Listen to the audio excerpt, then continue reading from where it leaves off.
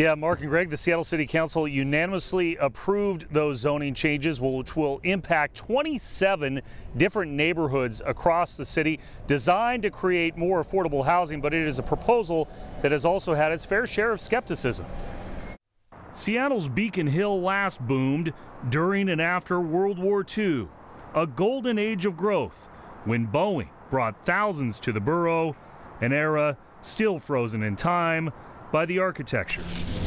There you go, love. That's a tough old guy. Pat has called it home 55 years. And loved every minute of it.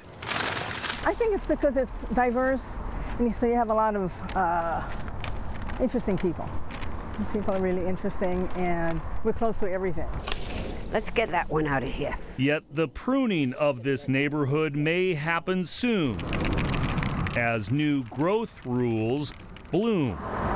A massive change on North Beacon Hill, dynamic and complex, and centered around the light rail station. Incentive zoning designed to prompt developers to create more affordable housing here and across the city. This single action will permanently destroy. Critics have claimed it will adversely impact single-family areas around Seattle in more ways than one, and they won't allow it to be implemented without a fight. We're considering appealing the inadequately considered impacts.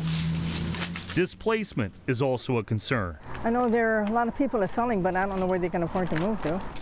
Perhaps more growing pains for a city which hasn't had a spurt like that one so many years ago.